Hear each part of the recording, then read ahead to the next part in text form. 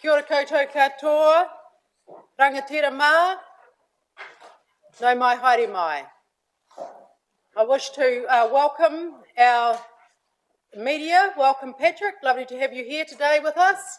Welcome to our pastor Andrew, lovely to have you with us. I'd now like to invite you to come forward and start with our karakia. Thank you very much, Pastor. And can I just, for councillors who may not know this amazing man, I just wanted to give you a little bit about, tell you a little bit about some of the work he does in Flexmir. And every year, in the last few years, 3 years, in my role as mayor, Andrew and Joe have invited me out to see their incredible work at Christmas time. And there are hundreds and hundreds of sacks that go to whānau all over. And inside, there are beautiful, beautiful gifts and some beautiful, beautiful Christmas kai. So can I thank you both for the amazing work you do for our Flexmir and our wider community. Thank you, Andrew. Thank you very much. Lord God, I pray for council as they meet today. I pray for wisdom, discernment, patience, ears to listen, for hearts to feel, for minds to understand, for the ability to balance the needs and desires of groups within our community, to balance the immediate future and the longer term. Lord, I pray for the councillors that they will know when to agree and when to question, and for any questioning to be respectful, to focus on the issues and the best way forward. I pray this in your name. Amen. Kia ora. Thank you, Pastor Andrew, and lovely to have you with us. You're very welcome to stay for our council meeting today, but I know you're a very busy man. We just have our waiata, and today it is haere mai.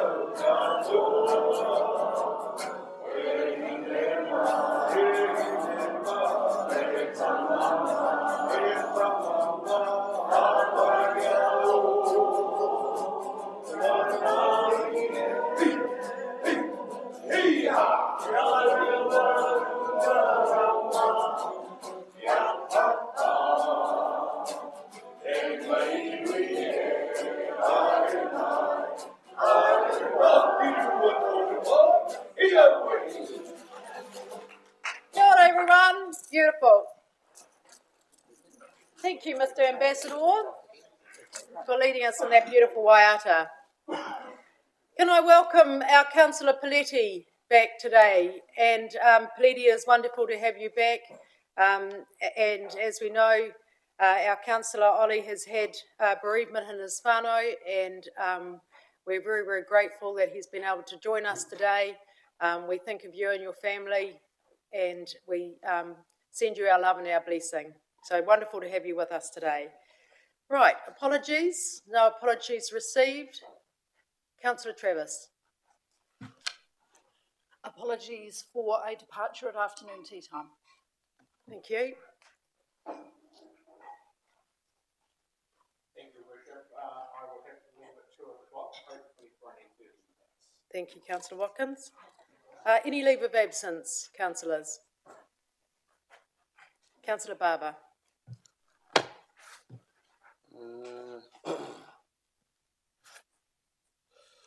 6th of April, Tuesday. Thank you. Thank you. Happy to move from the chair that leave of absence be adopted. Second, Councillor Sears. All those in favour, please say aye. Any against? Thank you. That's carried. Conflicts of interest. Can I just remind councillors that we'll address those as we come to them, if there are any, throughout today's agenda.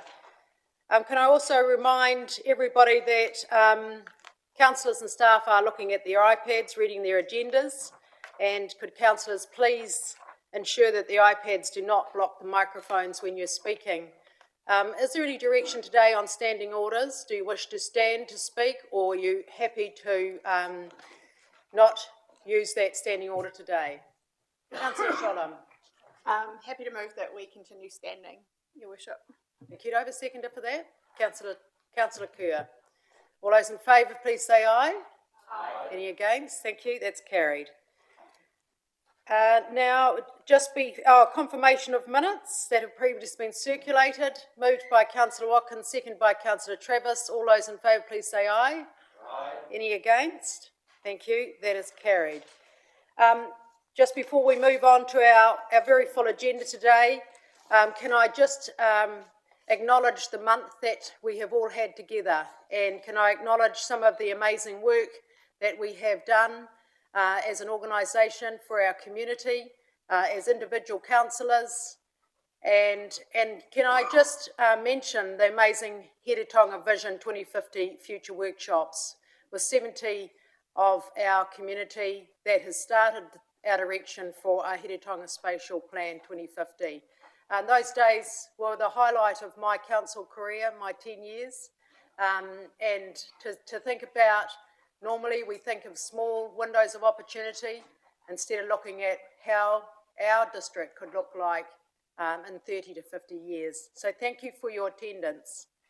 The National Māori Housing Hui, and it was amazing to have 600 people from around New Zealand attend the Māori Housing Hui at Clubs Hastings. I was inspired by what other people around New Zealand are doing in this housing space, and we learned an awful lot. While we were presenters, we also learned from so many other groups across New Zealand who are doing amazing work in Māori housing.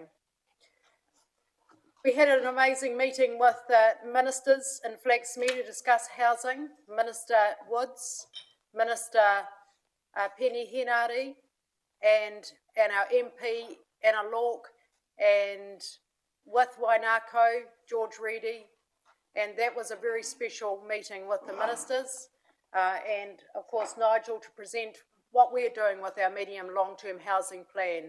And the Crown, as we know, have invested in infrastructure for housing for us, so it was great to be able to show them where the infrastructure is going in.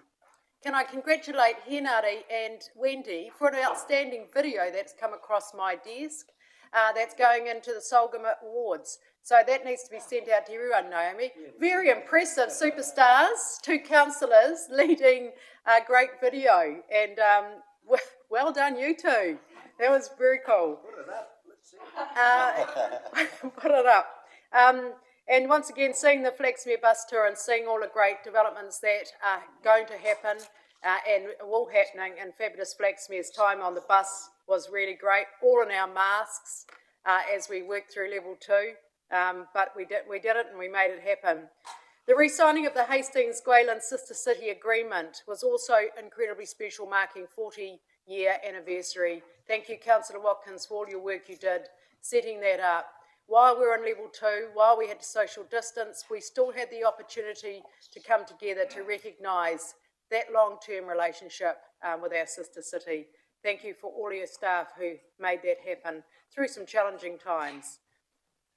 We also attended, Councillor Harvey and our MP Anna Lork attended Gary Dockery's 50 years of service to the Havelock North Fire Brigade. That was on a Saturday night a couple of weeks ago, and what an outstanding man, very humble, very quiet, but just 50 years of amazing community service to the Havelock Fire Brigade. It was a very, very special evening.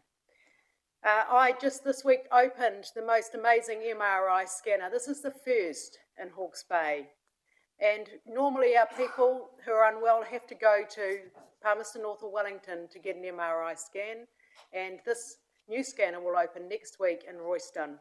And that was pretty special actually to have the first stage of this new radiology technology imaging to be in our own district for our own regional people. So that was a very, very exciting opening at 7 o'clock, a blessing the other day.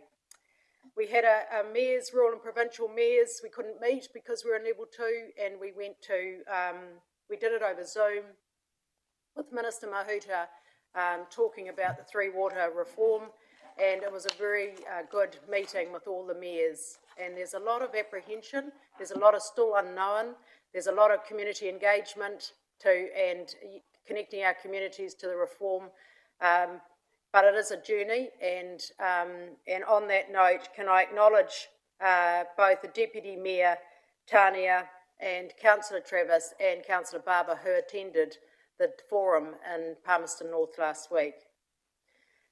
We had the most incredible opening of the landmark square, the beautiful blossom that represents who we are in Hastings, and to recognise Mayor Jeremy Dwyer, who had a philosophy and a vision to make Hastings great through some very, very challenging times in our economic history in our past.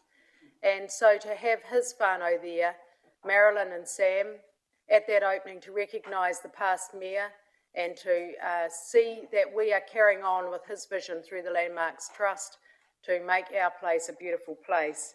And can I acknowledge Councillor Sholom for your work that you have done with Landmarks Trust, and a great emceeing that evening, and also your work that you're doing with our anti-litter campaign. We're excited to be launching that in a couple of weeks. Thank you. We had a very, very moving service down at Cornwall Park, and can I thank Councillors Travis and Watkins who attended that 2-year second anniversary of the Christchurch mosque attacks.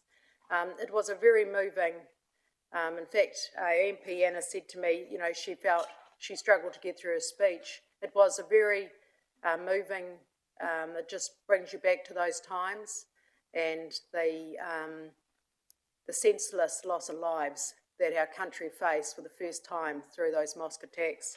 So we thank the Muslim community. The Sheikh came down from Auckland to officiate that service, and I'm sure that the councillors who attended felt it very, very important and special, and Cornwall Park was just delightful for it. And then the Muslim community provided everybody in the park some beautiful lunch, and just free lunch. Everyone helped themselves and shared some beautiful dishes. So that was lovely, and that was on Sunday. So those are the highlights for me this month. Very, very sad about Horse of the Year, of course. We were devastated. That is one of our biggest and most important events for both our community and our economy, and that was a really challenging time for the organisers, and I acknowledge the board who had to make a very, very hard decision, and the event manager, Sophie, who had to call that, to make that decision. So it was a very hard decision for the board.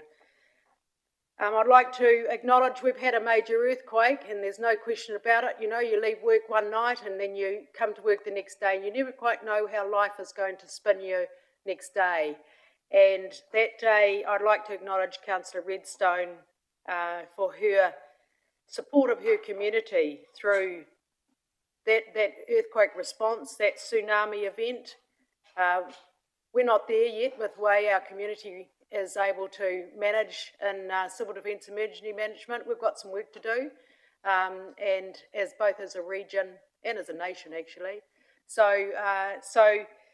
But thank you, Anne.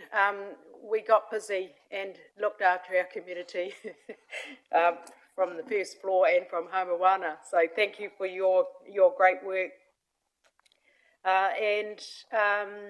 We did acknowledge, I think we've acknowledged Councillor Barber as his first meeting as national appointment to New Zealand Beef and Lamb. He's just had his first meeting in the deep south of Invercargill. So well done to you. That's the end of my highlights for the month. And if anyone has any more that I've missed, please sing out, because, you know, this is all about us all together. It's not just about me. So today we have the first item, item 5, and it's a presentation of our Mayor's Tuia, which is our very own Grace Ropatini. Now Grace is an outstanding young Māori leader. We had the Youth Potential Awards last year, and I said could I bring my tuia to, instead of me speaking, about youth potential and what youth potential would look like. And Grace gave an outstanding presentation to all of our youth across the region who are aspiring to be leaders. And Grace, who is a Kimiora teacher, primary school teacher, she is a mother of two gorgeous young men who we had breakfast together at Christmas time, and we had lots of fun. But most importantly, Grace has taught me a lot in the mentoring program as much as I have taught her. But we would like to invite now Grace to give us a presentation on her year as the Mayor's Tuia, part of a national program to grow young Māori leadership. Kia ora. Welcome, Grace.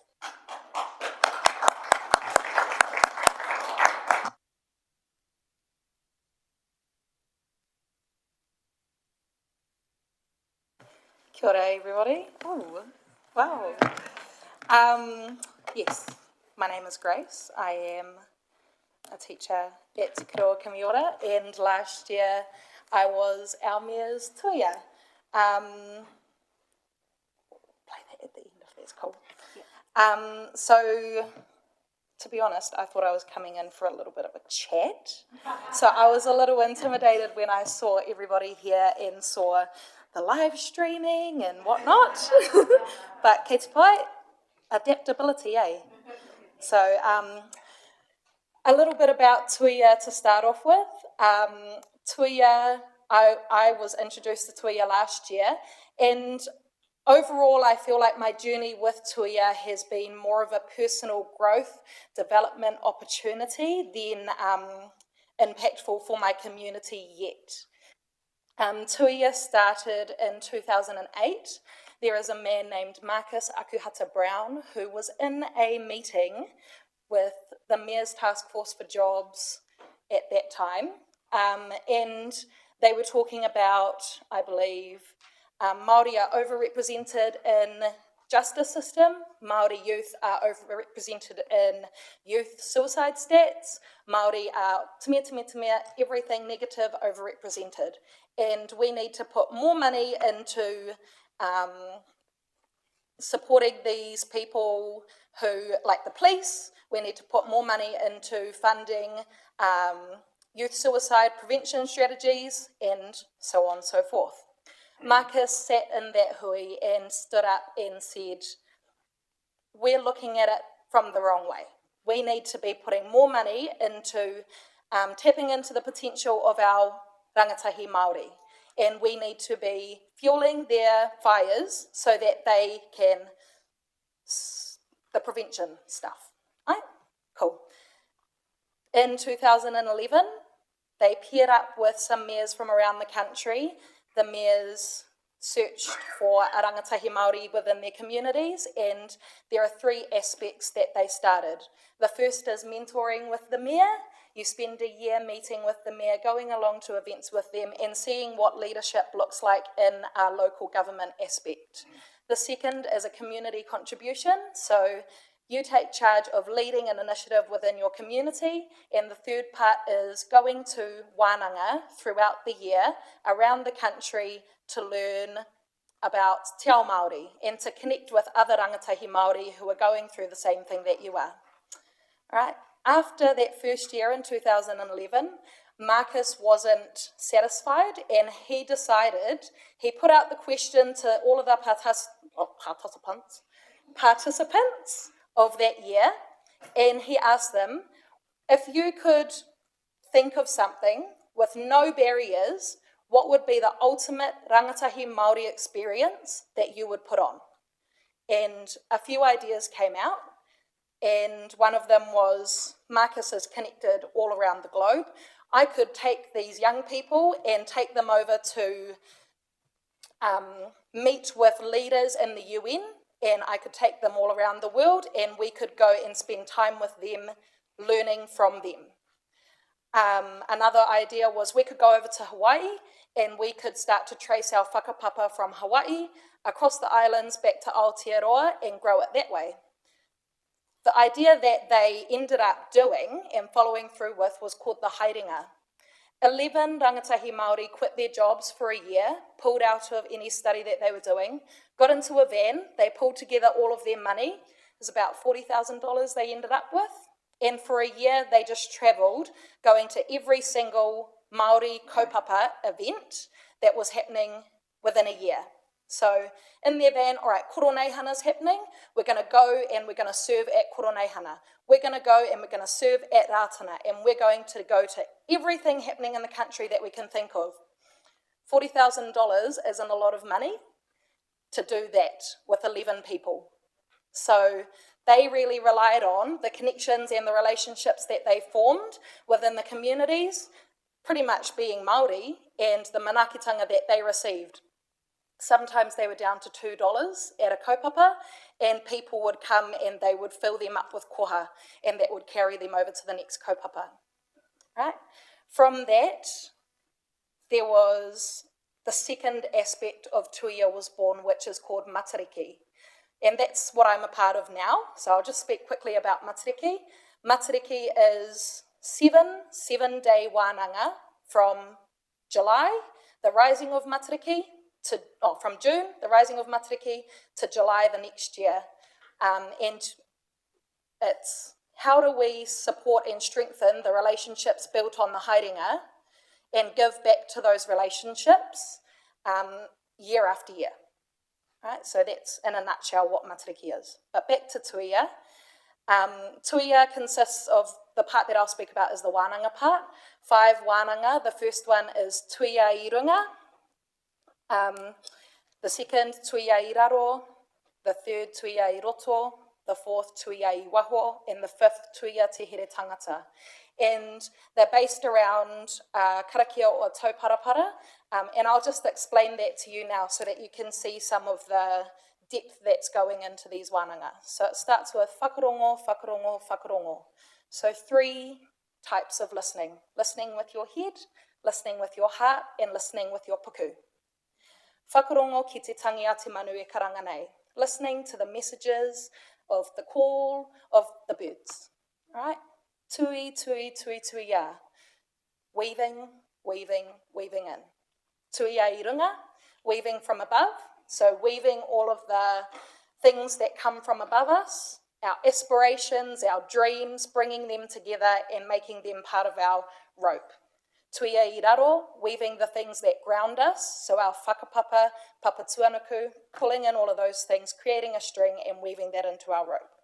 Tuia I roto, bringing all of the things within us, our things sometimes that we don't even want to be part of us, but they strengthen us anyway and they're a part of who we are, bringing those, creating a string and putting them into our rope.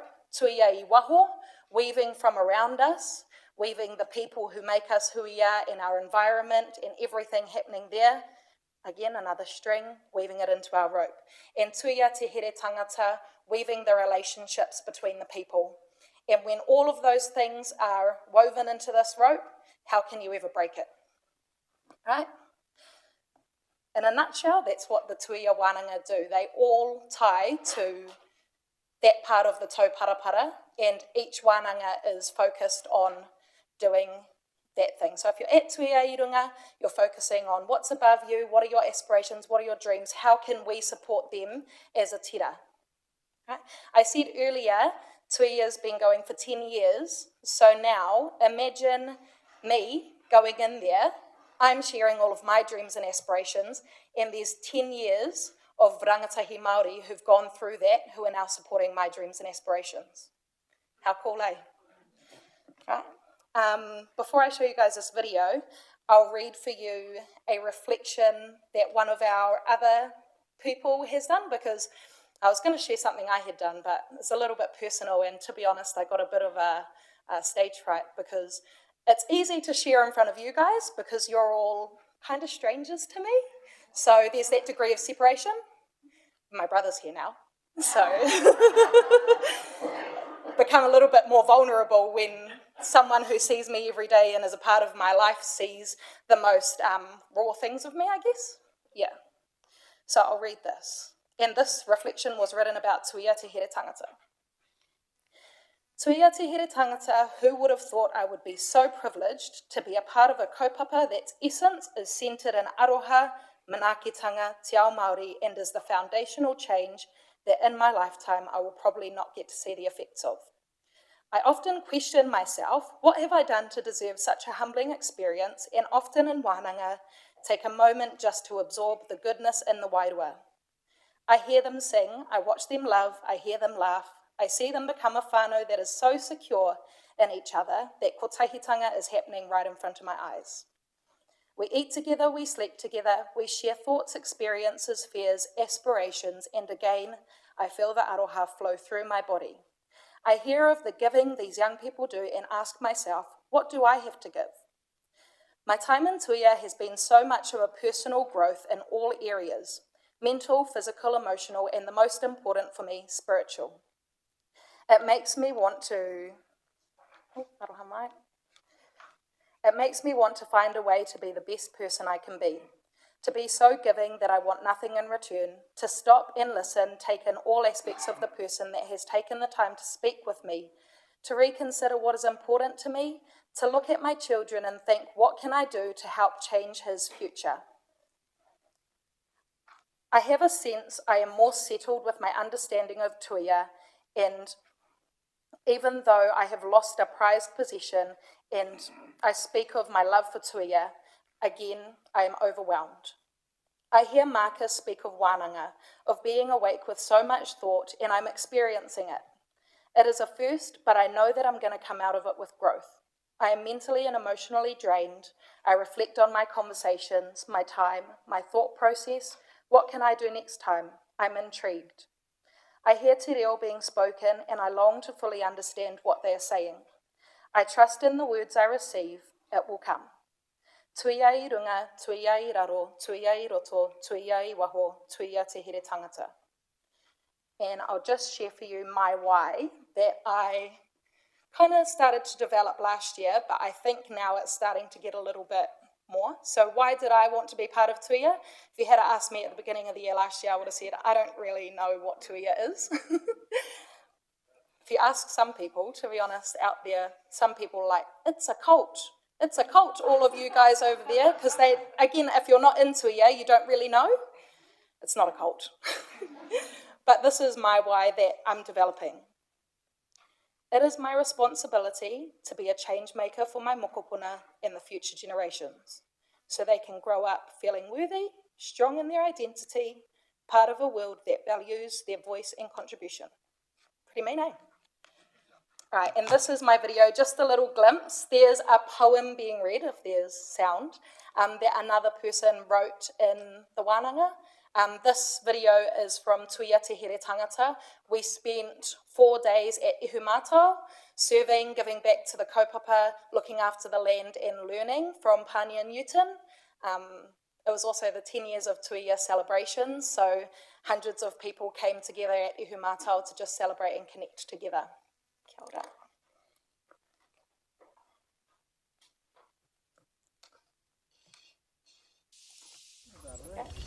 Fast forward a century to 1920, visitors we lived among.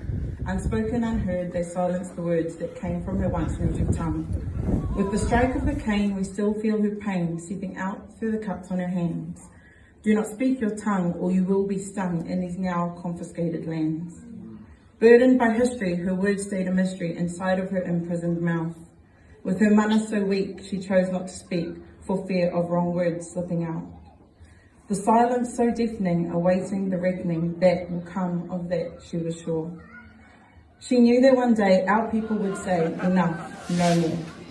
Another century passed, 2020 at last, regaining our mana and powers. With sharp silver tongues, so much we've overcome, reclaiming what has always been ours. We start tracing back and facing the facts that the past we thought that we knew was written one-sided by a nation divided and turned out to be simply untrue. A history distorted, our schools partly taught it, so we spoke up and told our own truth. Every word spilling tea steeped in our history, awakening our misinformed youth. Despite all of this, we cannot dismiss the things in which we should be proud. The strength, the struggle, the triumphs we struggled in the lands of our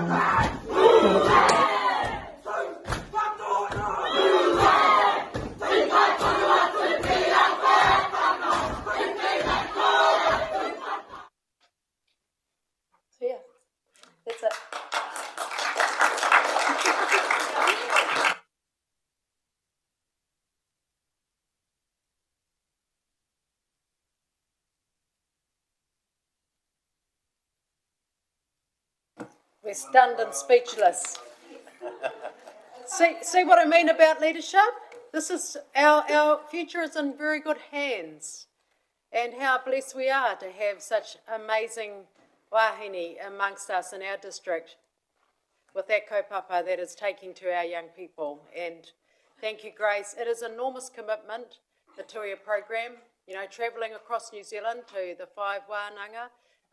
You have to be committed, and it's not easy because, as Grace said, you've got to participate and you have to go to places that you might never have had to go before. So it has been an honour for me to work with Grace, and it has been an honour that our council for the last 10 years have been part of the Tuia program, 7 years with Mayor Lawrence and 3 years with me.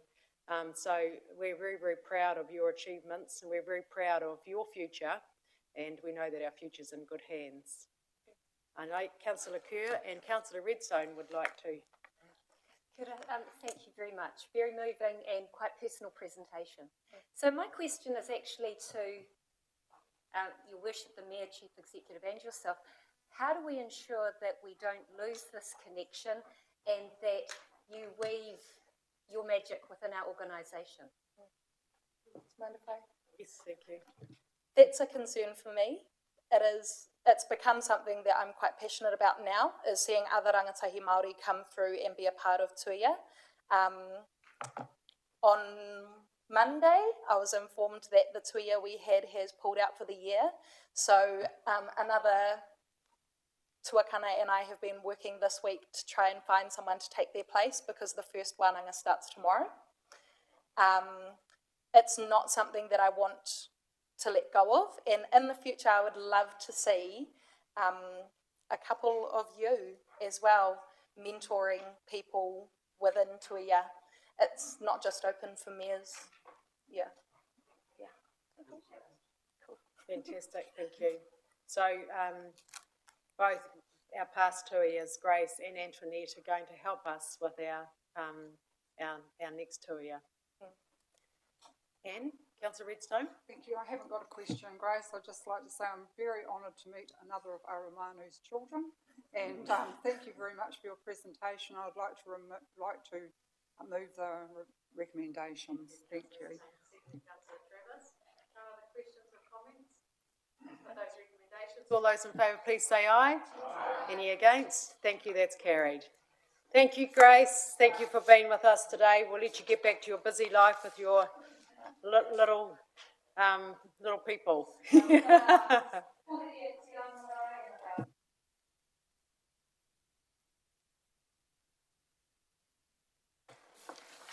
Okay, so item number 6, invite our Chief Executive, Nigel Bickle, to give us Chief Executive update. Thank you, Nigel.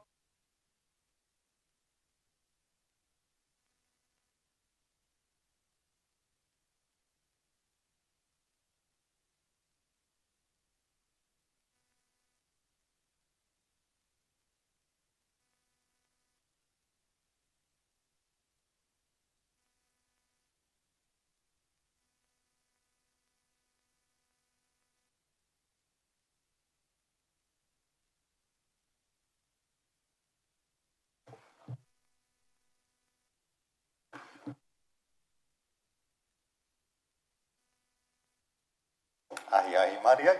I'll take my report as read. Just wanted to draw 3 things out in particular. First was to acknowledge some pretty significant considerations today, not least being the consideration of adopting the long-term plan for community consultation. Worth reflecting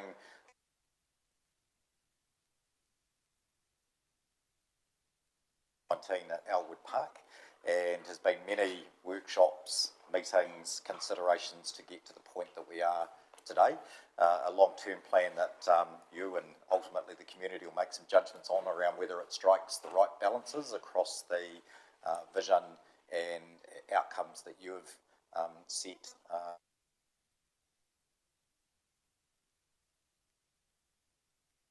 Get to this point, but also acknowledge the huge amount of work that's gone in from the staff I know Mr Verhoeven doesn't particularly like to be signalled out, but I think this is every long-term plan in Hastings history has been conducted and coordinated by Lex, but it is also a massive organisation.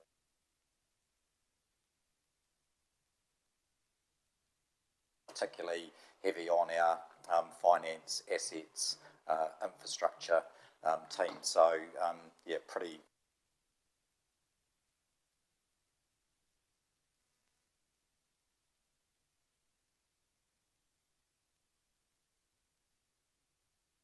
Focus for this council around affordable, safe, dry homes for our whānau, and just another significant milestone in terms of our overall comprehensive. Excuse me for interrupting. Could you possibly use the mayor's microphone since yours is having some trouble? I'm sure the community would love to hear what you have to say. Sorry. Thanks. So that's the, I guess, the second one. And just lastly, like to acknowledge that since we last met, obviously we've had some pretty big implications and impacts for our community and our region from the community cases in Auckland. And as the Mayor said, affected not just Horse of the Year, but the Art Deco Festival. It meant some things that we were all looking forward to in the community with upcoming shows at Toi Toi that were cancelled, 3 days of operating lost at Splash Planet. But it's just highlighted again, I think, the importance of the way that we respond, having good plans, being resilient, our ability to manage risk. And I would like to take the opportunity to acknowledge breaking news out of yesterday that Regan Smith from Council's just won the Emerging Risk Professional of the Year, which is,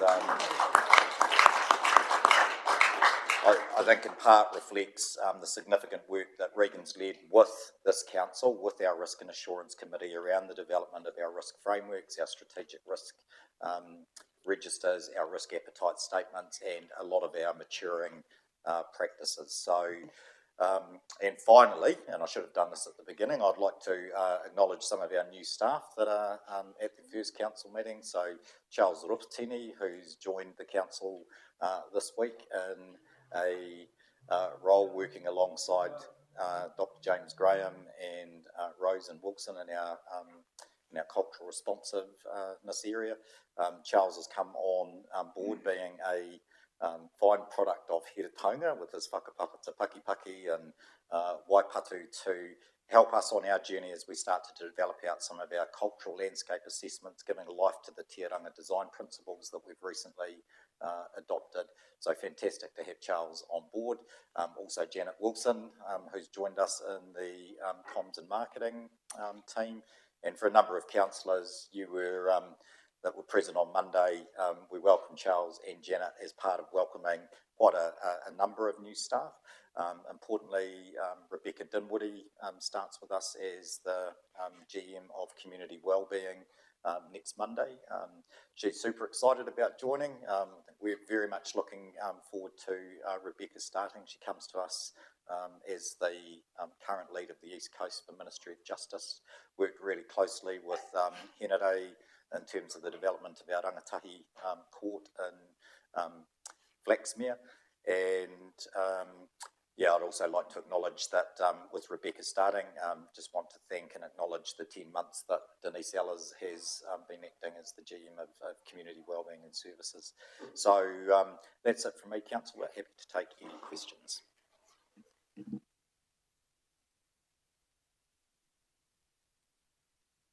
Any questions, councillors? Thank you. No questions. Moved by Councillor Nixon, seconded by Councillor Lawson. No further questions or comments. Put their report. All those in favour, please say aye. Aye. Any against? Thank you. That's carried. Thank you very much for your report, Nigel. Now welcome Mr. John Payne, Regulatory Solutions Manager. That's nice. Solutions. We like that. We like solutions. Today we're talking about dog registration fees, and we have a report in item 7. John, did you want to add anything to your report? No, I'll take the report as being read and happy to answer any questions. Okay, thank you. I have a question that I would like to put to you. We were asking for a $5 increase for the urban fee, and an increase for the rural fee of $6. We just need to understand the context of that increase, and we know that we experience, a lot more work involved in caring for our 13,000 dogs across the district. Is that sufficient, that increase, and is that going to, in terms of the cost centre, is that going to allow us to be able to deliver the service that we require for our community? Sorry, the increase for the rural working dog is $8. $8? But they're quite a much larger group of dog owners, so it certainly is going to go a long way to funding. It still keeps us within the funding range, of the public and private benefit, but there is a shortfall that will have to be made up for by rates, but still within that funding policy. Okay, thank you. Councillor Nixon?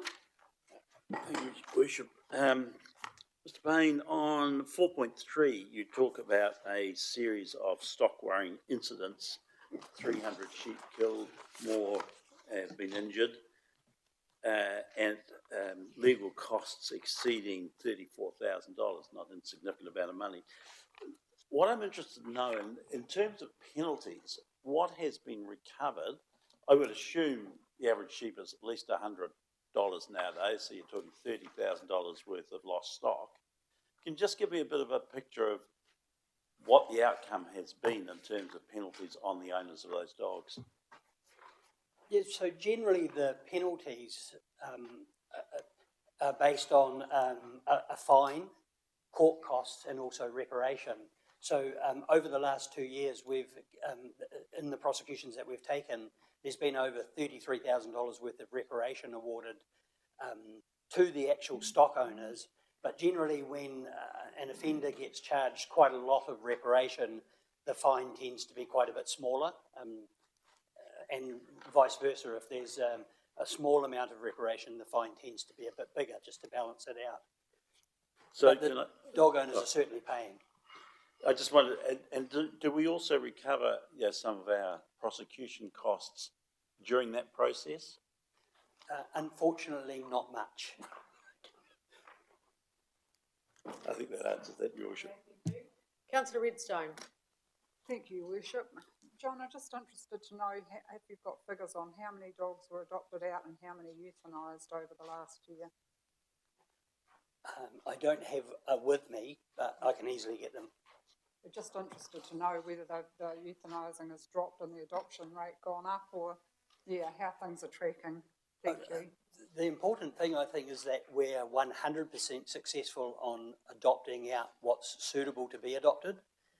And so we don't want to try and make that number bigger by adopting out dogs that are not suitable. So we're always 100%. If we've got something that's suitable, we make a really strong effort to find it a home. Thank you. Councillor Lawson. Oh, thank you, Your Worship. I just have a query around, I know the Rural Community Board has endorsed this approach, but I'm just interested to know the rationale behind the higher increase in working dogs as opposed to urban dogs. Yes, there's a number of factors. What we often try and do is align with neighbouring councils as well, otherwise people will tend to go and register where they're not supposed to just to get the cheaper feed. And Central Hawke's Bay is 56. I'm not aware that that's going up again this year, but it may very well be. But it's about trying to reflect where the work's actually being done. So we do a formula to break that down. Okay, thank you. Thank you. Councillor Kerr. Thank you, Your Worship. I'm happy to move the recommendations, but I'd just like to reiterate the Rural Community Board's concerns.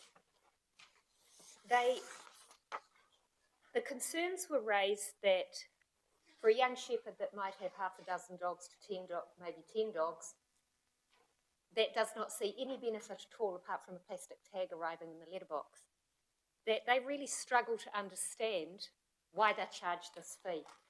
They're not interested in whether the fee is similar to a neighbouring council. So I think the questions that we need to really clearly investigate in the next year are, what is truly a working dog? and what is a dog that happens to live in the rural community. Because I actually would challenge that true farm working dogs, or working dogs that might belong to the police, for example, are not the issue. And unless we separate out these dogs, unless we get a really strong handle on the dogs and the dog owners that are causing an issue, then the fees are probably going to keep going up.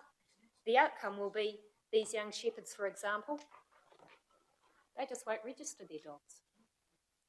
Their farms that they're on probably don't get a visit from a animal control officer, and the number of dogs registered goes down. So I think there's a real fine balance we have to look at and a piece of work to do, but I am happy to move these recommendations. Thank you, Councillor Kerr. So in terms of that piece of work that is required, has the Rural Community Board asked for, or do we need to add to the recommendation that that work be carried out? I think I'm more than happy to work with Mr. Payne Okay. and get a framework together. Great, thank you very much. Councillor Barber. Yeah, kia ora tātou. Kind of along that similar line, I mean, the 300 sheep that were killed, my understanding was happened in a rural setting, but the dogs had come over from an urban suburb. Are the dogs, how do you classify whether they're urban or rural? Does it go with the registration of the owner, where the owner lives, or? Yes. Yeah, that's correct. Yeah. So I'm just, I'm a little bit thing with the prices. Good rural working dogs aren't normally the issue, from what I've seen anyway. They're normally urban dogs that have been brought into a rural setting, never seen sheep before, and then next minute, they're out there ripping into them.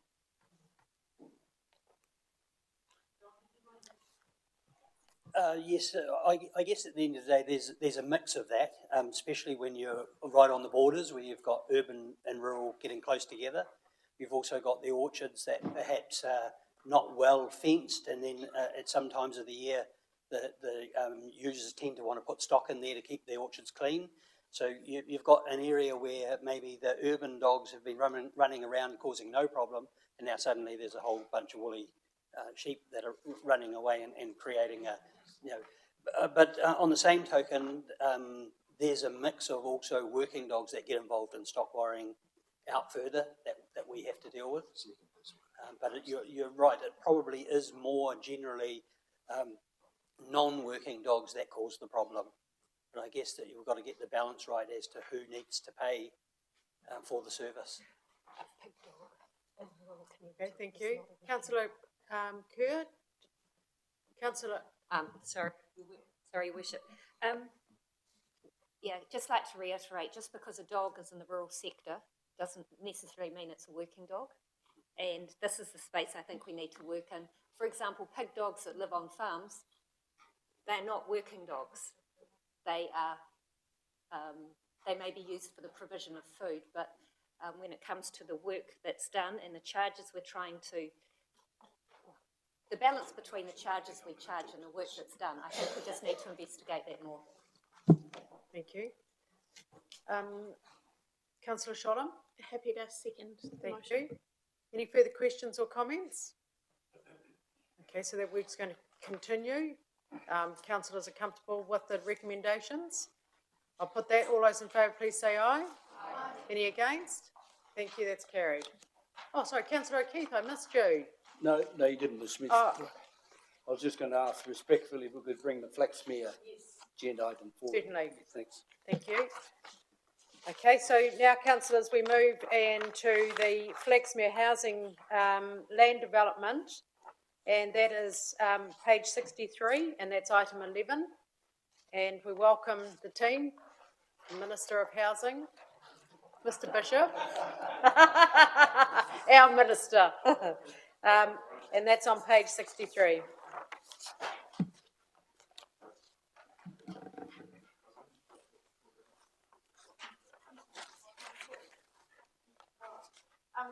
We have got one of our officers here, Troy. Very warm welcome to you, Troy. And so a lot of our councillors don't know you, but we'd love to hear from you sometime and come and talk to us. And so, John, do you want to introduce Troy? John?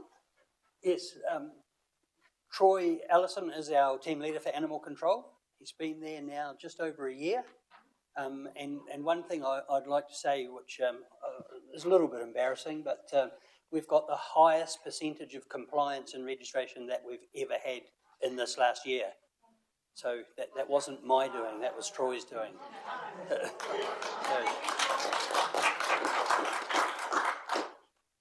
Excellent. Well, thank you very much. Thank you, John. And now welcome Dave. Thank you. And to present as the project manager for the Flexmir Land Development Update. And did you have some slides, or you wish to talk to the paper? Oh, I can just briefly just come up and just briefly go over it, I guess, if you like, and then we can take it from there. Any questions after that? I think we've just got some amended recommendations that we might put up as well once we've had a discussion. But essentially, this one it just brings us up to date on where we were with the Crown funding agreements that were signed sort of late last year. So this is in relation to Council's Flexmir land developments in Flexmir, obviously, and that relates to primarily to what's known as 244 Flexmir Avenue, the town centre land, and what was known as sort of 72 Carnarvon Drive, which was the gum trees. So they're all the subject of the Crown and Council sort of make an agreement late last year in terms of the funding. So as a part of this update, it's essentially we've been doing detailed design works in terms of background investigations on all three sites since that time. And we're probably in a position now to sort of proceed on with the development for 244 and the town centre. The 72 Carnarvon Drive one's probably just a slightly bit further behind. But essentially at this stage to get things moving, we just need to lock in that urban design layout and the infrastructure for 244 and sort of confirm the town centre design, which was the option 3 that was resulted from the feedback that we got from the community open days and the various night markets that council staff and the community attended. So that leaves quite a large area for commercial development at the top, which we've heard quite loud and clear from the community at this stage. And there's sort of 2 blocks at the bottom that are in residential, which is the current zoning of that. So that's essentially where we go. And if we are going with that option, that will essentially necessitate the relocation of the skate park and a couple of the courts that are there, if the road's going through there, and they'll be intending to go to Flexmir Park. So that's essentially where the recommendations take you, and happy to take any questions. Yes, so thank you very much. And we did have feedback from our working party at our meeting on Thursday night, and it was great to have Councillor O'Keefe and Councillor Paletti and the Chief Executive there. And largely in terms of the town centre proposal, the community is really conscious that council are going to leave sufficient land for commercial for the future. So we know that there is going to be significant growth in Flexmir, and while we look at opportunities to use that land, it's how much land is going to be required for commercial in the future. So that was a really, really important. They want to make sure that tamariki are also included in any design of anything. And when we talk about relocating a skate bowl, I'm afraid we can't relocate that bowl if anyone's ever seen it. It's building Flexmir a new skate park, and what they want most importantly, that they've got the best skate park in Hawke's Bay actually. So they're really, really, really passionate about making sure that they've got a really beautiful skate park. So it's the old bowl has had its day. It's tucked around the back of the supermarket. It needs to go, and A new one is going to be built, as you see by the funds in the Flexmir fund that we have set aside for Flexmir. And that's pretty much, they want to make sure that the covenants are on properties for quality housing, any new housing. They want covenants to make sure it is quality housing. They want to make sure the roads are wide enough that people can park on the side of the road, that they'd like to be able to look at affordable models for people to be able to get into first home ownership. And as I say, they'd love tamariki to be part of our plans. So when we look at plans, that they've got some incredible ideas and how they can have their say. And very lucky with the working party. We've got some great, really passionate people there, and they represent the wider community. Some of our first settlers in Flexmir, to some of our newer whānau. So it's a very good working party. So I've got some questions now for you, Dave. Starting with Councillor Lawson. Thank you, Your Worship, and thank you, Dave. Look, I've just got a couple of questions. I'm interested in the area that's been set aside for future commercial development. I'm just wanting to understand, is that enough for future development? How did we assess whether that was enough? And is there any flexibility to change that plan should we need to going forward? And the other question is around the skate park amount of 500,000, and just wanting to know a little bit more information about that figure. Is that going to be enough? Thank you. So that's, yes, so in terms of the zoning in Flexmir, that was in terms of commercial zoning, so that I guess the map on page 63 probably provides you quite a good indication of how much commercially zoned land there is. So that's basically the dark sort of purple and the pink. 65? Yeah, 65. Right. I've got 63, but never mind. That one there anyway, so that's one there. So that was sort of developed out of a consultation that happened way back about 10 to 12 years ago. So that essentially was like 3/4 of the town centre essentially. I guess the problem with is the land ownership and how that's structured. That sort of works that out. So, but in terms of the option 3, that sort of was, I guess, asking you for your endorsement. That would allow for that essential supermarket to go in there. It's about a hectare of commercial land, and it's subject to consent, of course, but it's sort of provided for in the plan. So whether it's a supermarket or not, there's certain flexibility with any sort of commercial operation can go in there.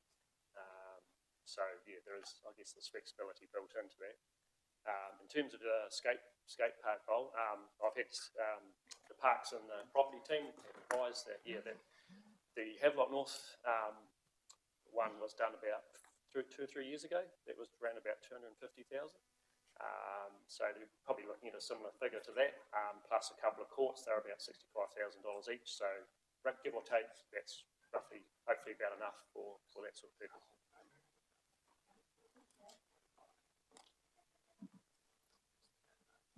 Happy with that, Councillor Lawson.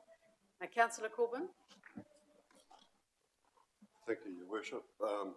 My question is very similar to Eileen's, and it is around the town centre and the commercial allocation there. Has there been any work on what will be needed in the long term rather than short term for commercial land in Flexmir? And is there flexibility in converting some of the residential land to commercial at a future date? Yeah, I'm not sure. The long term, there is quite a lot of land there, I guess, for a commercial centre. I guess it's just the uptake of that land that's sort of held things back. But I guess in terms of flexibility in the future, you can certainly apply for a resource consent to sort of break the rules as such, if you like, and subject to sort of all your design and your things. So there is flexibility built in. Are you meaning in terms of the second 2 blocks further down? Yeah, because to me it seems as though that allocation seems very arbitrary. You know, like oh, there's 3 blocks there, so let's make that one commercial. I'm just wondering what the information that is supporting that and what assumptions are made to support that, other than we have just allocated some for commercial. I can, Dave, just, so if we have a look at the 1 hectare, for example, if we have a look at what is the current footprint of new large-scale commercial supermarkets, it's 60% of that 1 hectare. So that 1 hectare alone would provide for a supermarket plus another large commercial, and I think the point that Mr Bishop's raising is it also sits within an overall precinct that's quite sizable, the vast majority of which is zoned commercial, and that I guess what's being presented is certainly to allocate that 1 hectare for commercial at the northern end of the Flexmir Town Centre, 2 for residential, but with there being flexibility around if need be you could convert some of that residential back to commercial if there was the... Yeah. So to convert it back, would that have to stay in council ownership, the land in the residential area? No, well, no, I don't think you wouldn't need to convert it. Wouldn't need to be council ownership, I would have thought. It'd be harder to convert back there, wouldn't it? Yes, yeah. I mean, yeah. Through you, Madam Chair, I think, thank you, just reminded me to stand up. I think one of the issues we've always had is a really undeveloped existing town centre. And we shouldn't shy away from the fact that actually that town centre could take a heck of a lot more development, improvement, 2-level development, quite a lot. So the initiative to do that 3rd block, for the supermarket, which has been going on for 2 or 3 years now, was additional to the original amount that was planned for that area. So when you look at that page 65 and you see the colouring, we know that maybe a different property owner would intensify and develop the main block a lot more than it is now. And also, if the link ever goes through for the road there, we're going to end up with be able to create new shop frontages.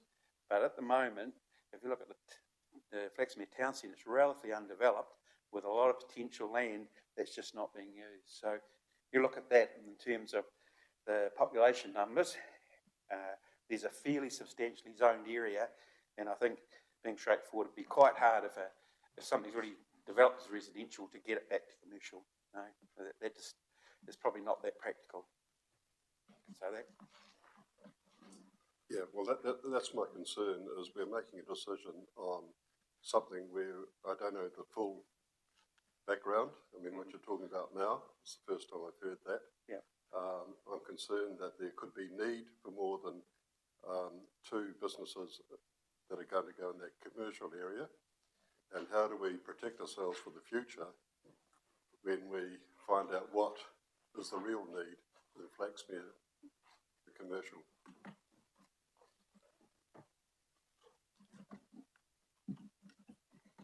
So, John, have you anything to add? I guess what we're zoning provision that we've allowed for in the existing town centre does allow for a huge amount of intensification. Now, we've recently received notifications that properties again on the market are going to be coming onto the market. And there's also quite an extensive area down here in terms of the commercial service area as well. So I actually believe, I haven't got the actual plan change documents with me, but I can certainly go back and say to the council, this is the kind of ratios that were used to work out the areas. And as I said, there's a very significant supply in the existing town centre without this additional block. So really it's how it's presently being used. That's more reflection of the present landowner. Thank you. So today we're talking about provision for future development. I just remind councillors that we are working with individual landowners and landlords here. So obviously this is about provision and planning rather than any business or existing business in Flexmir. But if you want to have the ratios and the data brought back, Councillor Corbyn, I think that's absolutely relevant, and particularly when these plans were first drawn in 2011. Is that right, Mr. O'Shaughnessy? I think it was around that time. So it's you understanding that those ratios and that allocation of land for commercial versus residential is still relevant and current today. Okay, so Mr. Cameron. Just an additional comment, Madam Chair, which may assist council. I've just spoken with the officers doing this work, and our manner of approach to the development of our land in the CBD, i.e. our phasing, will give us opportunity to understand the market dynamics going forward over the next few years. So you will have some inherent flexibility there as you get an understanding of how the market develops. So there will be some flexibility. Okay, Councillor Trevors. I want to speak in particular about 244 Flexmir Avenue, and I just want to express the pleasure would be the wrong word, my personal satisfaction with that project. The fact that when the rest of us were all cosily locked down, we had council staff beavering away and finding opportunities to partner with the government through that Crown Infrastructure Fund so that we could get government backing for that project. The fact that it is our land means that we're able to put in place covenants, meaning that what is built there will be quality homes for our people. It means we're actually setting the standard for that suburb and for future developments. So it was making every post a winning post, and I'm really grateful that our council officers put that effort in, because it's opening a wonderful new dawn for the suburb of Flexmir and that critically needed housing. Thank you, Councillor Travers. Councillor Kerr. Thank you, Worship.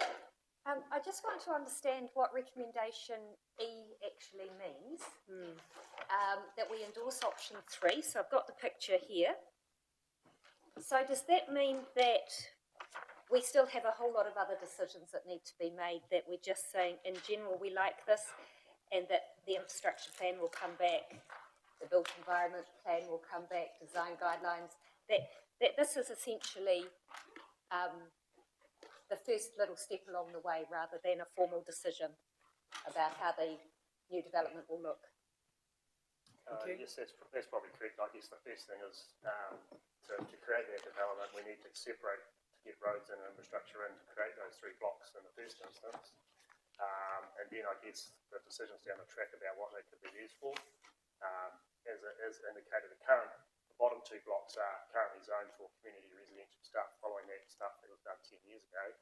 And then the top stuff, in terms of the top block, which is the 1 hectare block of the supermarket area, is the commercial sort of side of that things. But even though it shows as a bit of higher density residential on the left-hand side of it, that doesn't mean to say that it can't be used for some sort of commercial use. It's currently zoned for commercial purposes. So if council got a developer or whoever wanted to put something there, then I'll be considering it. In terms of the development layout and progress, it probably would be starting from the southern end, so that would progress up, so that it leaves us enough flexibility to have enough land area available for commercial in the future. But yeah, so essentially this plan is essentially to create those 3 distinct blocks via the roading infrastructure and the 3 waters infrastructure to get underway, with future decisions to come back about the built environment later on down the track. May I ask a second? Certainly. In the past, there's been conversations around putting the current built road in a different place. And I'm not sure if this is using the existing road or a new road. And therefore, I don't mind the recommendation that we endorse option 3, But from my point of view, but I want a whole lot more information to come back to formally sign off the steps along the way. Thank you. So Mr. I O'Shaughnessy? guess what Craig and the Minister, as he's known, are saying is that it'll come back to you in progressive steps. So, as an example, you put that road framework in, and then you're going to have the decision about the first block, what you do there, and then I think what you want to do is do it. That's what I'm hearing anyway, is that you would come back in stages, and we'd be reassessing what's going on at the time. So, as an example, you might do housing the first block, then look at the next one, and then look. But this overall concept allows you flexibility with how you divvy that up. There may be plan changes that have to be made or adjustments made, but I think what David's proposing, or the Minister, sorry, is proposing is a fairly logical process where you've got that flexibility built in.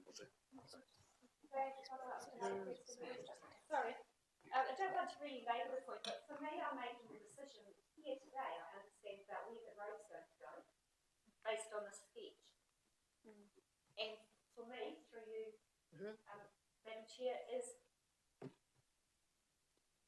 yes, I accept, and unfortunately I've got some knowledge from years past, but for us as the council to make a decision on exactly where this road goes, I sort of feel we need more information from making the decision based on the information that's presented to us today. That's really where I'm coming from. I'm sorry. I just asked the Chief Executive to explain, because this plan has been in place since 11. So I'm just seeking to clarify, because this is the plan that came to this council and was adopted, that's been the basis on which we've engaged and consulted community around this particular layout. I understand the questions about the judgments that are being asked to be made around have we got the balance between the commercial and residential components, right? But the plan per se is a plan that has been adopted by this council. That was the basis on which we've engaged the community.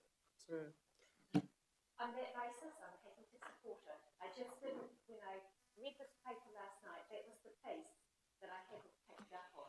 So I think too, because it's not just you, Councillor Kerr, there's a number of other councillors that have the same sort of concern, not in so much about where the infrastructure will go, but actually about the provision for commercial. And I think that if you were comfortable moving recommendations and looking at E, then you could just add something to E so Councillor Corbyn is wanting some data brought back on how this was, because, this is a long time ago this was developed. So data on how much commercial forecasting we require. And Councillor Lawson has also raised that question, have we got sufficient for the next 20, 30, 40 years as the town centre grows? And how, because we know that Flexmir will develop and grow. So I think if you were reassured then to add to E, Mr. Cameron, did you want to add anything? Sorry, I'm going to come back to you. I've got some other questions, people asking questions as well.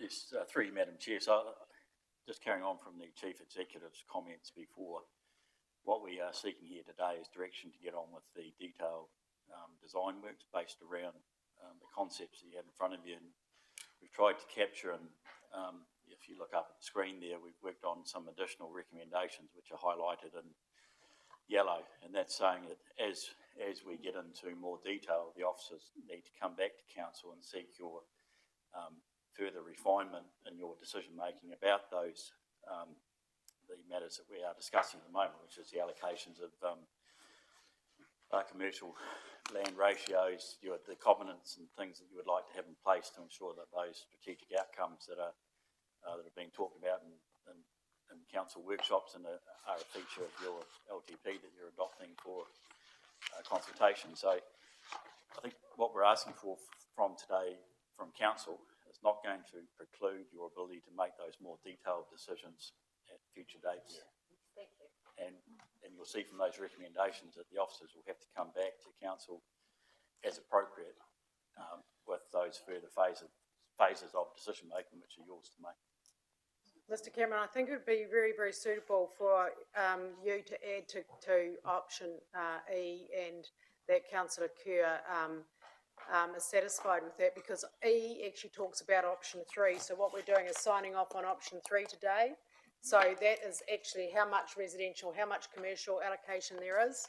So I think that if you put a provision in there to say that for further investigation, bringing back the evidence that has been asked today for what the balance of commercial and residential will look like on this plan. And if we cover that off, I think that everyone would be satisfied. Am I reading you correctly? Yep. Okay. Councillor Barber, I'll just leave you to do that. Yep, got his goal. We've got some other questions. Councillor Barber? Yeah, thank you, Your Worship. In terms of the community engagement, there's some graphs in there about how much, 52% liked option 3. How many people did we talk to? Like, was that at a hui, or was that at a survey or something like that? That's basically the results of the survey. They came from Subcommittees and time of the night market, they filled out those forms and get online on my choice thing. I think about 20 odd responses. Okay. Sorry, how many? 120. Thank you. Councillor Nixon? Thank you. My time on council, well, I should start off by saying, these are exciting developments, no doubt about it, and we are being very beneficially assisted by the Crown, but there's still a couple of issues I want to raise. In my time on council, I've seen both the highs and lows of economic activity and housing. There was a time when you couldn't, recently, when you couldn't buy a property in Hastings and Flexmir and so on. But when I first got on council, you couldn't sell one. There was a surplus of sections and so on. Now, though the Crown has given us some really valuable assistance, I wonder, have we done a risk assessment of these projects not proceeding at the speed that we might be currently thinking of? And if we've done that, where does that appear in our documentation, in our planning, that we actually state what the risks are, what it might cost if the if the eventuality turns out to be different from our thinking at the moment? It's probably somebody else's question. I'll start. I think first and foremost, our current assessment is we have a housing crisis.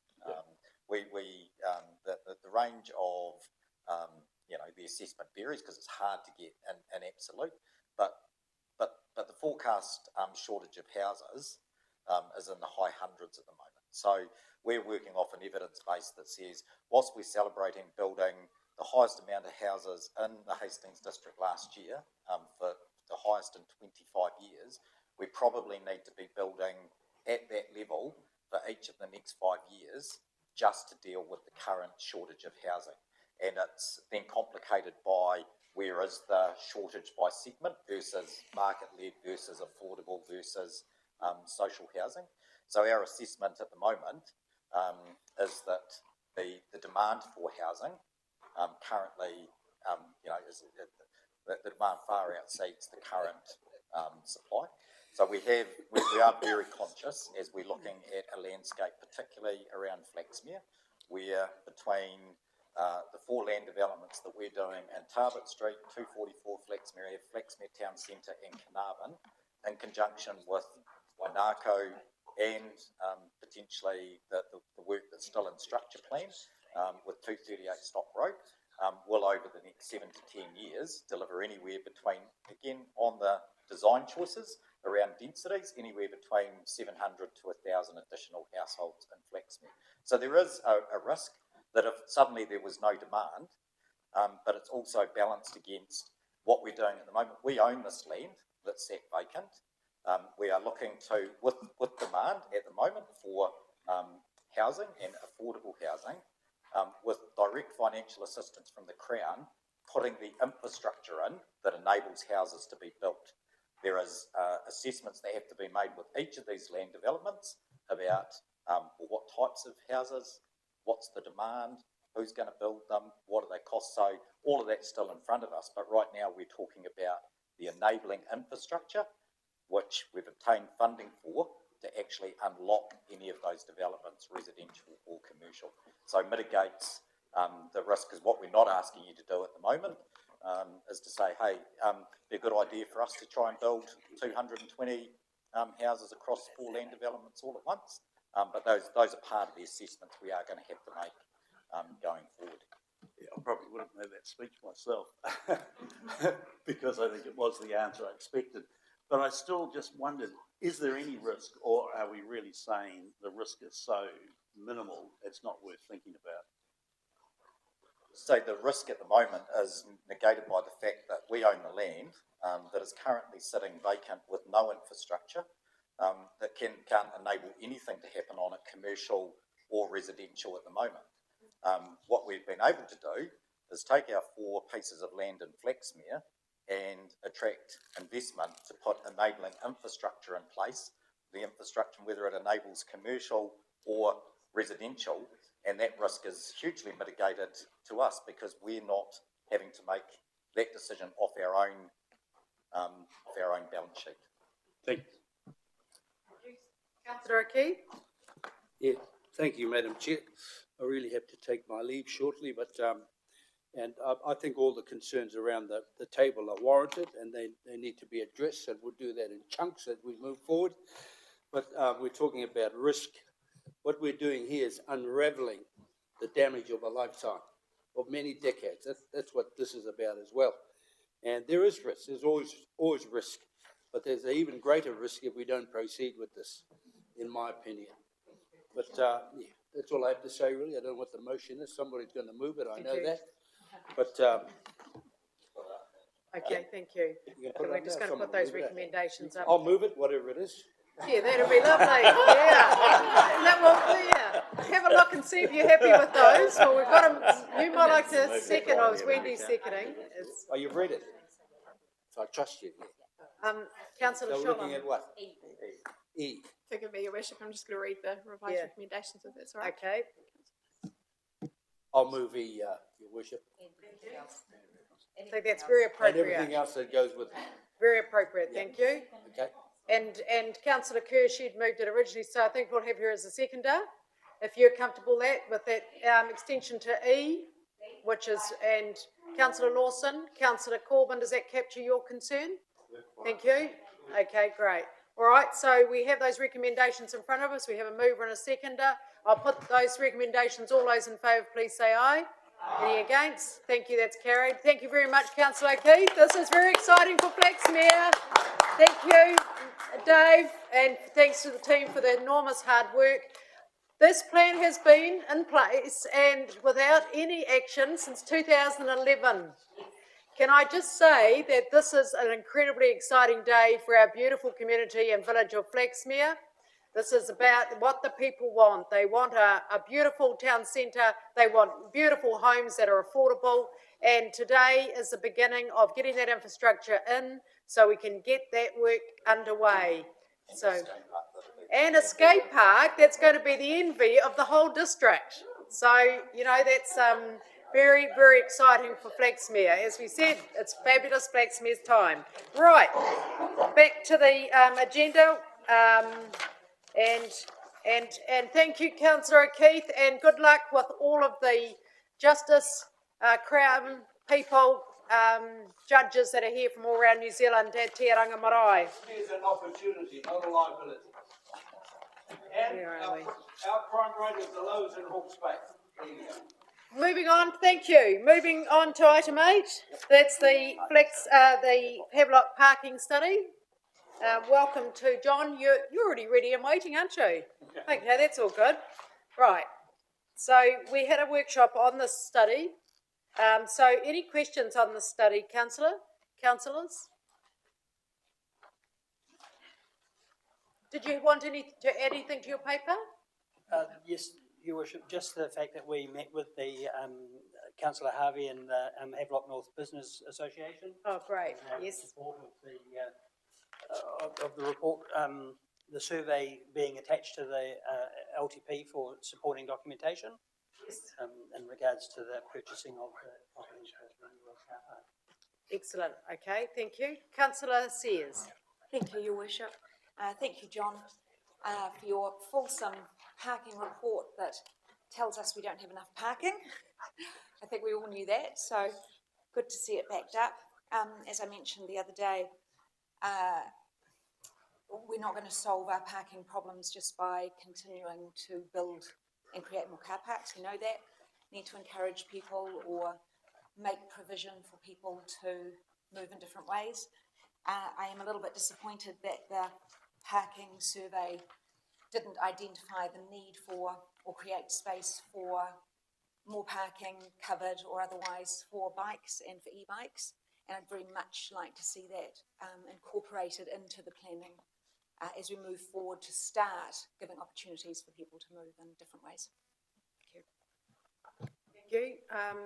So in terms of managing that suggestion, Councillor Sears, can I ask Councillor Harvey to pick that piece of work up through the active transport? And we have probably got some funds in the Havelock that we could build what you're outlining, so covered spaces for bikes and the shortage of them. Yeah, are you asking me to stand up? No, I am. Respond. Because I'd actually like to broaden that to not just Havelock North, but to the district, so that it takes in consideration Hastings as well. I also think even an audit on what we currently have, which would be a pretty low benchmark, and that potentially, therefore, we can address that as we move forward, would be handy. I think they are sort of a little bit separate to the actual survey itself, and it sort of sits within the LTP and spatial plans and the like as well to accommodate where cycling, the role of cycling or active transport plays. Thank you. Okay, thank you. Councillor Sholem. Thank you, Worship, and thank you, John, for the work that's been put into this. I am supportive of the recommendations because we do have an immediate need in Havelock North. However, one of the things I'd like to ask through you, Your Worship, of the Chief is whether or not we can include within the scope of the future spatial plan for Hastings how parking and movements in general, specifically around alternative transport, factors into the future. Because I think that would satisfy a lot of us in understanding that we're not just going to keep adding parking to small independent areas. We're going to actually think more broadly around movements around our district. Through you, Your Worship, yes, we'll factor that into the scope, and it's ultimately you that decide the scope of the spatial plan that will be back here in the next couple of months. Brilliant, thank you. Thank you. Councillor Harvey. Thank you. Yes, yesterday we did meet with the Havelock North Business Association, and it was a really positive meeting, but I think it would be remiss not to put it on record that they also want a solution with Anderson Park, which whereby it has been cleared and cleared for use for parking, but it is seemed to have stalled, so that is something that they would like to see some progress on. So where will that progress come back? How will that come back to council? I think we've had a quote for around 200,000 to finish it and make it up to a full sealed amount. So I guess there'll be a submission coming from Havelock North for that. I think they've already mentioned yesterday their first priority would be the larger one, but they do want to see that there. And it makes sense in that we're partway through the job. We haven't got the funding to finish. So we're going to look at what ways we can do that. And obviously, with having a dual use, people could use it there to go to the town centre or the sports facilities. Right, okay. So in other words, we need to find 200,000, is that correct? Yes. Yes. Okay, so we're going to think about how we do that and report back to us between all of the budgets. Mr. Thune, looking at you. Excellent. Cool. All right, Councillor Redstone. Thank you, Your Worship. I'd just like to make sure while we're talking about alternative transport provision that we allow some space for an EV charging station, because I believe there's only Tesla charging stations available on Havelock North. Yes, we've actually we're taking that on board, and we've already identified where it could go. And John and I actually, we ducked in the bottom of the building, you know, the big village one, and there are just the singular Tesla ones. So they did approach us to get 6 sites, you know, but they wouldn't let anyone else share it. So we said no, we'll look at other alternatives. So we are looking for provision. Yep. Okay, thank you. Councillor Nixon? Yes, thanks.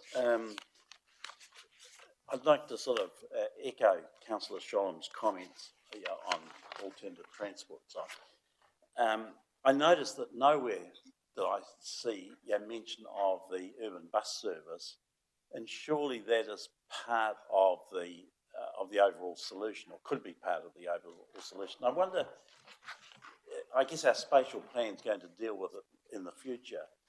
But when we do a study like this, I just wonder if we couldn't broaden it right from the outset. It's not just it is a parking issue, the way we're dealing with it, but it's actually a much bigger issue than that. And I feel we should be taking a more worldly view of the whole thing in order to come up with the right solutions. So it's not so much a question, it's a statement. Your Worship, we're currently in the process of putting together a parking management plan as a result of the national statement on not allowing to have minimum parking for new developments. So it basically says that that's not going to be a requirement in the plan anymore, and that council has to manage the parking. So in that parking management plan that we're putting together, we're looking at the entire process of alternative means of transport, cycling, pedestrian walkways, all of those issues we're currently working on. Could I just add one little comment, and that is, and we've talked about alternative transport, cycling, but I ride a bike, so I'm fairly familiar with Havelock and trying to get around on a bike. There are very few places where you can tie your bike up so it doesn't get stolen and it doesn't fall over. And to me, we could start with a very low-cost solution of just putting a few more bike racks and convenient ones that don't obstruct the footpaths but still provide the convenience. Yes, John and I as well on our trip out to Havelock North came across a number of bike racks under the Porter's Hotel there as well that you can lock your bikes up in. And we photographed them specifically knowing you'd ask. Councillor Sears. Thank you, Your Worship. Happy to second. Thank you. Okay, so I have a mover and a seconder. I'll put that. All those in favour, please say aye. Aye. Thank you. That is carried. Thank you very much, John. That was a big afternoon for you. Welcome to Lex, adoption of the long-term plan 2021. Here we go. Community consultation and engagement. Any questions? Any comments, councillors? Councillor Shollam. Thank you, Worship. Just would like to take this opportunity to again acknowledge, now that Mr. Verhoeven's in the room, the huge amount of work that has gone into the development of this comprehensive plan, not just by himself but also the wider team. But definitely thank you, Lex, for your efforts. And already I have community asking about what's in it, so I can't wait to get it out there for consultation. So very happy to move. Great, thank you very much. Have a seconder. Councillor Nixon. Any further comments? Councillor Kerr. Just to note that the rural communities that are mentioned in here may not be the final rural communities. That may be tweaked.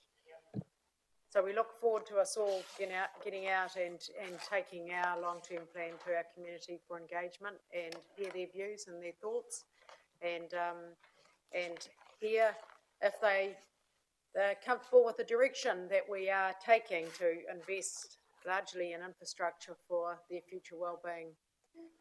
Councillor Barber. You could, Alex. Awesome job with the LTP.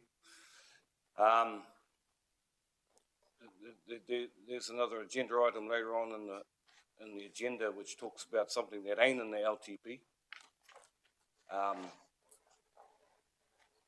just wondering if How we add anything? We're talking about something today that may need. Is that in the public excluded item, Councillor Barber? Is it? Yes. Yeah, okay. Anyway, Okay. that's a question that we can Okay, think the about. question to the officers is, Yep. how do we, if there is something that comes up that isn't included in the current plan, how do we then, do we take it separately, or do we get that included into, that's the question, into the plan? Your Worship, I don't know the particular item, but yeah, there is opportunity to do that in June, and we've done that in the past. Great. Yeah, and all I'd say is there's that, and any particular consideration that would trigger significance and engagement, we would have to consult with our community anyway. Great, thank you. Councillor Kerr? Oh. Okay, so we have a mover and a seconder. No further questions or comments. I'll put those recommendations. All those in favour, please say aye. Any against? Thank you, and thank you for the enormous work, Lex. That's our long-term plan out. All those workshops, all those hours, beavering away. We're now talking to our community to see if we've got this right, so thank you. I now would like to, this is the relocation of budget from our reserves for the spatial plan and Hastings Housing Strategy Actions. Welcome, Mr. Allen. Item 10. Thank you, Worship. I think this paper's reasonably straightforward and I'll take it as read, but I would like to thank Councillor Lawson for spotting an error in paragraph 4.14, an incorrect number. That should be 480,000, not 395. But happy to Well spotted, Councillor Lawson. Excellent. Okay, so comments? Councillor Kerr. I'm just trying to find the area. As I understand, the reserve, as noted here, can be used to repay debt or fund capital projects in rating area 1. So by us making these recommendations, we just made to make it explicitly clear that we're using this for developing master plans. Because, yeah, I'm just not sure how master plans fits with debt repayment or capital works. So can you talk to me about that, please? Through your Worship. So, good question. This fund and the purpose for it was discussed by Council and looking back at the minutes quite robustly back in 2007. I think that the connection with the master planning work that we want to do in Flexmir and Camberley will ultimately lead to significant capital works for Council and other members of the community and other agencies that we work with. So that's the connection, and that's why we've sort of sourced the funds, or requested to source the funds from that reserve.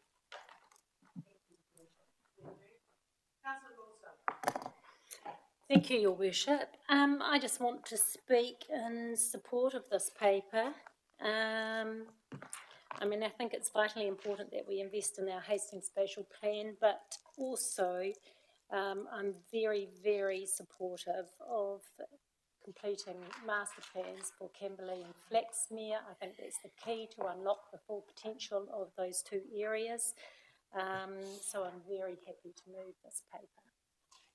Thank you, Councillor Wilson. Councillor Sean. Thank you, Your Worship. A question through you, just so that I can say I asked the question. If we were not to reallocate the COVID-19 Recovery Contingency Fund, given unfortunately the pandemic is still ongoing, albeit managed right now in New Zealand, is there any other source of funds to fund the spatial plan? Dylan? Through your Worship, not currently identified, and I guess that's following on from a question from Councillor Barber in the previous agenda item. It might be a consideration that we would have to have through the final deliberations of the LTP if we were to do that. But this funding in itself won't be sufficient to deliver the full spatial plan, but it certainly is a very healthy contribution. Thank you. Thank you. So we have a mover and a seconder, Councillor Harvey. Any further questions or comments? I'll put those recommendations. All those in favour, please say aye. Aye. Any against? Thank you. That's carried. Item number 12, Wainako road naming. Thanks, Dave. That's you. Yes. Sounds like a very thorough process. Your Worship, I'm happy to move this. Thank you. I'm really impressed with the process, but you. I'd like to ask a question that the Chief asked, which is, if we're removing Mitchell Place, is there any backslash from that? Dave? Not that I'm aware of. Not that we're aware of. I guess, Councillor Gordon, came from, and sort of based around English towns and cities, like ports, and sort of a theme of Flexmir back in 1967 when it was first done, so there should be persons with families named after that getting concerned about that, they're not going to be there. And the other three items before at the moment, so probably do they and obviously one out down and our post development the east credit on city on the end of that. Thank you. Councillor Redstone? Thank you. I'm just wondering, are there any houses in Mitchell Place at present? That's good. Thank you. Thank you. Councillor Watkins, you're okay with that? Okay, great. Thank you. So I have a mover and a seconder. Sorry, the seconder, Councillor Redstone. I'll put that. All those in favour, please say aye. Any against? Thank you, that's carried. Moving on to item 13, 2021 Youth Council appointments to Council subcommittees. Everyone's got a copy of this in front of them. The youth councillors were appointed yesterday. Councillor Sean, did you want to speak to this? Yes, thank you, Your Worship. In lieu of Denise, who's away sick today, I'm very pleased to speak to this report. The 2021 Youth Council has now been formed. They've elected their senior leadership team, and I'm really thrilled to report to Council that this is a really dynamic, diverse and incredibly motivated group of rangatahi. They really do acknowledge the privilege of being involved in the Council subcommittee meetings as non-voting members, and they are really looking forward to contributing to policy making right at the start. It feeds into one of their core parts of their annual plan, which they themselves have developed, just like last year, which is around not tokenism, actually being engaged, and they really do recognise what Council did for them last year, and are hoping we will continue that this year. Expect, based on their annual plan, to see a lot of engagement and, in fact, submissions from the Youth Council as well when we are asking for those from the community. Our future is very much in good hands. Right. Thank you very much. Councillor Kerr. I'd like to move the recommendations, but I'd actually like to add a D, if I may. Right there, Vicky. That Council formally acknowledge the constructive and positive contribution of the Youth Council, especially with regard to the Vision 2050 days held in February. Because I'm not sure about the rest of you, but I was blown away by these young leaders that stood up and told us what they wanted and led us. Thank you. Have a seconder. Thank you, Councillor Sholem. Thank you very much, Councillor Kerr. Councillor Sears. Thank you, Your Worship. Just to acknowledge both Denise and Councillor Sholem, having worked with the Youth Council last year and seeing how well they had been really uplifted and scaffolded through both your and Denise's work. They were a pleasure to work with, and how pleased I am to see the succession planning where we have those carrying through from last year and bringing the younger ones on, so that we don't end up each year with a brand new group that start again essentially from the beginning. Thank you. Thank you. Okay, so we have a mover and a seconder. I'll put that. All those in favour, please say aye. Any against? Thank you. That's carried. Item 14 is the 2021 Local Government Conference. There is a change, as I understand it. Councillors have worked this out themselves. Is that correct? So it's Councillor Barber, not Councillor Nixon, attending instead. And just that number, that C, about the remits. The remits, we're asking the Democratic Support Team to bring an update of last year's remits back to Council in a workshop in April. And so we actually, C isn't relevant at the moment because we haven't prepared our remits for our GNZ. So unless you just want to say that the following remits, so we're not going to do that today. So I just think that you should have cut it. No C, and we'll bring the remits back before the 29th of May when they've got to be submitted. Okay? So, happy to move from the chair, the seconded councillor Redstone. That is A and B. All those in favour, please say aye. Any against? Thank you, that's carried. Schedule of meetings, item 15. Thank you. Seconded councillor Shottam. Any comments? Okay, I'll put that. All those in favour, please say aye. Any against? Thank you, that's carried. And we will break for afternoon tea, but just before we do, we have a presentation to make. And I will move from the chair that we have a recommendation to exclude the public, but before doing that, I'd like to have the Democratic Support Team explain to us the PX agendas and why they're in PX. Thank you. Through you, Madam Chair, the items on the PX agenda either involve council being in commercially sensitive negotiations and or discussion of private business information, which is part of external agencies and not part of council. And that's for each of the items, Mr. Cameron? For all of the items, Madam Okay. Chair, but not necessarily both components. Okay, thank you very much. So I have moved from the chair, seconded councillor Kerr. Any questions about moving to PX? I'll put that. All those in favour, please say aye. Aye. Any against? Thank you. That's carried. I now adjourn the meeting just before we do, and for an afternoon tea. And we just have an important presentation to make. No? No, we don't. Not here yet. Okay, we'll go and have a cup of tea then. Thank you.